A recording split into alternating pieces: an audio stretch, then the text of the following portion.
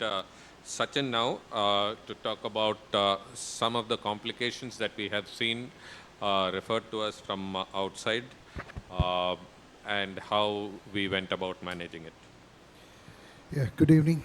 Thanks, Dr. Mathew, for including me in the IC. So, I mean, in this IC and the last one, actually, we were discussing about the IOLs for the primary and secondary correction of aphakia.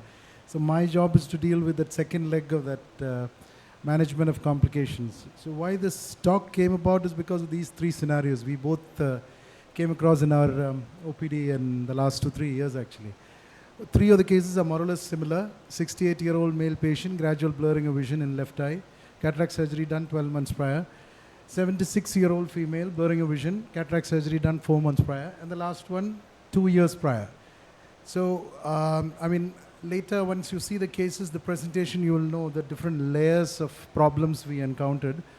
Now, the first patient, the 68-year-old male patient, I mean, gradual blurring of vision, diabetic for 10 years, cataract surgery done in both eyes, elsewhere 9 months prior. The vision at the presentation was 660 with pinhole at 624. He had a corneal edema, and you can see that there is a localized corneal edema. It's temporarily.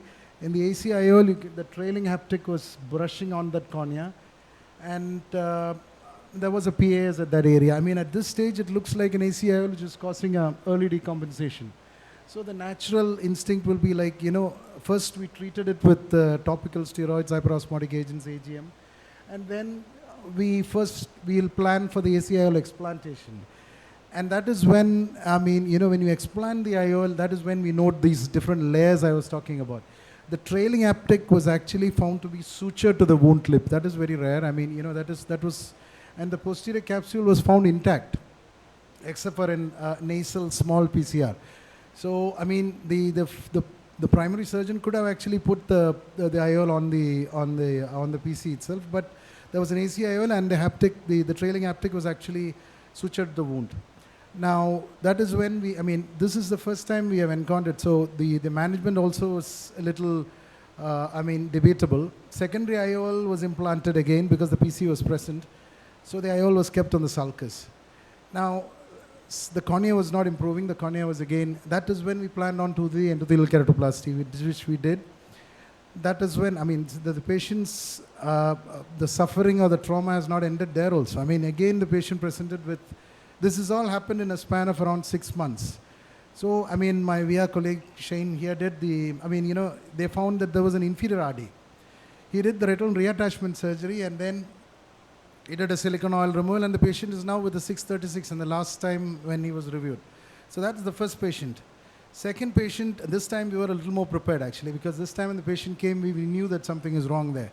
So 76-year-old patient, gradual blurring of vision, again the same history, was done elsewhere. This was done at the same center like last time. So we were actually, pretty sure what this haptic was, where it was. Here we can actually see the haptic extrusion within.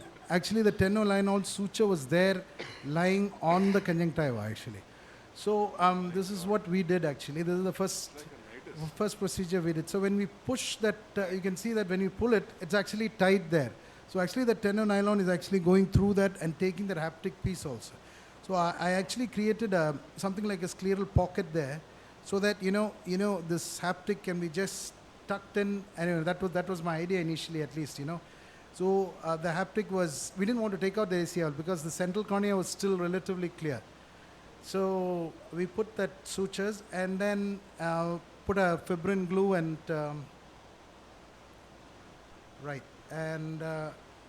we put a glue on top of that, and yeah, the conjunctiva was covering that. So that, I thought that is the end of the thing. The haptic was not extruded, the patient was happy, the patient was, the symptoms was relieved. But unfortunately, the patient again came back with the haptic extrusion again. Now the cornea was cleared, and you can actually see the epinuclear bit also now. So now it's getting more and more layers. That's what I'm saying. Initially when we saw all these things was not seen. So now ACL explantation was done with an anterior vitrectomy with the epinuclear bit removal, which was done under RA. Now the problem is now the patient, again the cornea, the superiorly there was an epithelial ingrowth and all by this time now. We have to do a full thickness penetrating keratoplasty with the secondary IOL later. But patient actually is a little disappointed at this point of time. Now, the third patient, by that time, again, the same picture, haptic extrusion, cataract surgery done elsewhere, then HM. But this time, I didn't go for all these AC IOL explantation, and this directly we did a PK. But the problem is when you do a penetrating keratoplasty and try to take out the IOL is almost plastered to the iris actually. So we have to cut it, and some of the parts we can all remove it also. Since it is PMMA, I just left it there. But unfortunately, by that time, his disc was pale, and then, the cornea is still clear with a good specular cell count, but I don't think it's a good patient or a good candidate for a secondary IOL at this stage. So why this part was, these three cases included is, especially in the first case, imagine the kind of interventions we had to do. This was almost like 5 interventions because of that first, the surgery. And the second one twice, and the third we did once. So the conclusion, as a conclusion of why this talk was here is because surgical correction of aphakia, we discussed and we heard about a lot of methods and different IOLs and all this stuff. But when to do it? Is it the primary, when you have the complication at that time, or as a secondary procedure by you or someone who is like a little more trained in that? That you have to decide at this point, because the patient is the one who is suffering.